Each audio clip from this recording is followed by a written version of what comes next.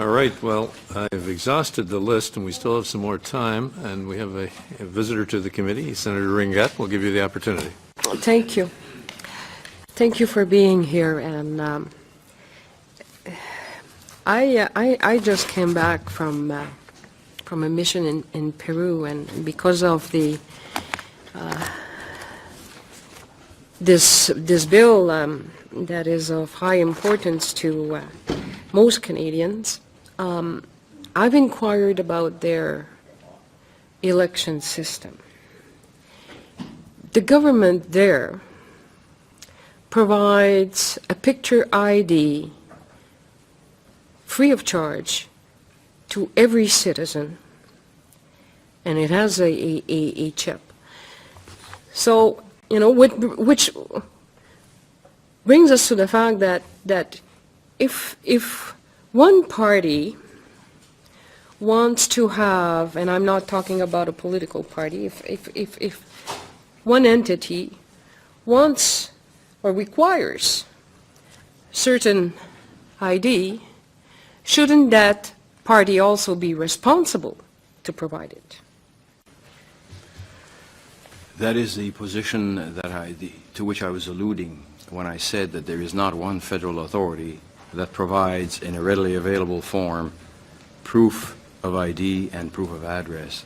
And when you talk about Peru, in Mexico, they provide you with an electoral card that has your name, your picture in holographic terms, your signature, a 12-character alphanumeric code, your fingerprints on the card. You don't bring that card to the polling station, you don't vote. But it is the electoral authority that has the responsibility. It is called the Padrón, and they have instituted this since they started it in 1992, put it in place at the election in 1994, and the Mexicans have been holding excellent elections since then. Okay. So, which brings me to what I was trying to make my colleagues understand here, is that when you put a requirement, you also have to provide the mechanism to meet that requirement to your citizen. And this act doesn't seem to provide it. So maybe that you know, the intention of the bill might be right in regards to voters, but it should be, it should come after that an ID national mechanism to all citizens is put in place. And you know, we have country that have seen that light. Right.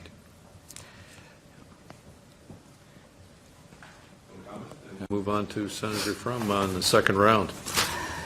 Just a follow-up to that. It matters that we have a parliamentary system with representation by riding and by region.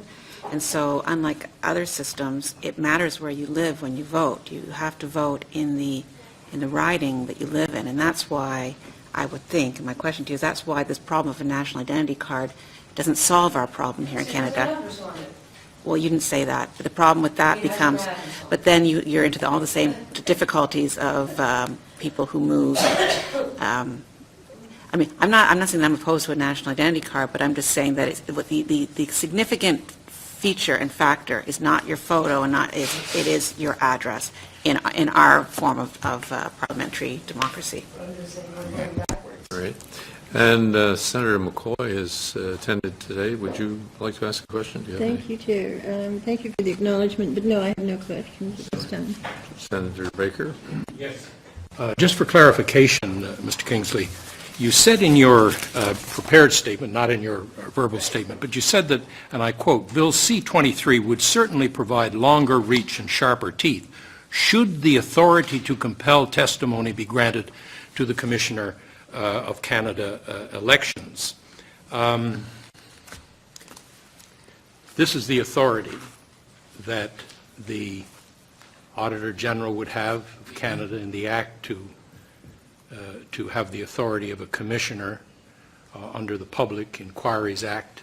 This would be the same authority, as I understand it, that's held by several jurisdictions in Canada, provincial jurisdictions, and it's probably, would you say, the reason why the Commissioner has not been able to proceed adequately with investigations that were presently underway concerning the robocall matter and other matters. Is that your point? That is the point, and I think that the Chief Electoral Officer, not here but elsewhere, indicated that, and I allude to this in my remarks, people now know that they do not have to talk to the investigators at Elections Canada, and they may have very pertinent information. That is not incriminating to them, but it's just the fact that, you know, they would have to be talking about friends or people. They refuse to do so. But if the authority, which can only be gotten through a court order, by the way, and I think this is a point that was missed in the earlier conversation, only through a court order, which is an exception to what the other federal regimes have. They don't require a court order. That's right. Here it would require a court order in the proposal that has been made. And so for that reason, you know, we stand the chance of never knowing what really happened in robocalls. Because of this? Because of this. Because this requirement is not in the Act. If we had this, I'm 95% certain we would get to the bottom of it. Why wouldn't the government do it? You're no longer the Chief Electoral Officer. Why wouldn't the government do it? Well, the explanation has been provided that the relationship is with what a policeman has as an authority Not in a the police country. officer. Well, that is what has been offered, sir. Yes. Okay. Senator Rive, you had a question? Juste simplement, Yes. I just want to make a general remark. If I recall, with respect to the National Assembly in terms of election law, they try, at least that's the practice in Quebec, before bringing in a bill to obtain a consensus from the political parties with the participation of the people at Elections Quebec. Now, we see that we're involved in a parliamentary game here with this bill. In your experience, wouldn't it have been perhaps more useful for the government to bring in Elections Canada with a representative of each of the parties and try to reach some sort of consensus on the changes that were to be made rather than just bring it in a government instrument? Well, I've heard both sides of these issues from ministers, from the side of the Chief Electoral Officer. Would it have been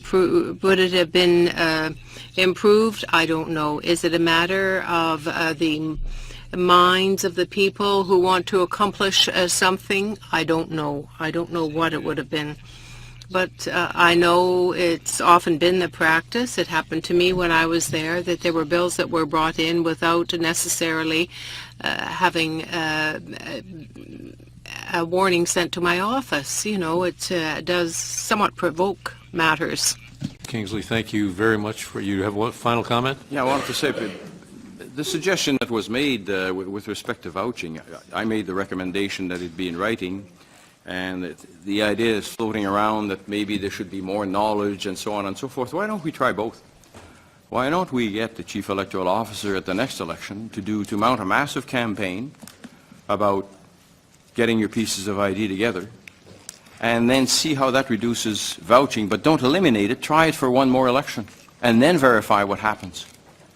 See how significantly you can reduce it by doing that type of thing that is being proposed, instead of just eliminating it one fell swoop.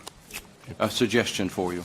All right, well, thank you for the suggestion, and we appreciate your contribution to our deliberations. Pleasure. Much appreciated. Thank you. Merci. Members, we're going to recess for a few moments before hearing from our next witness.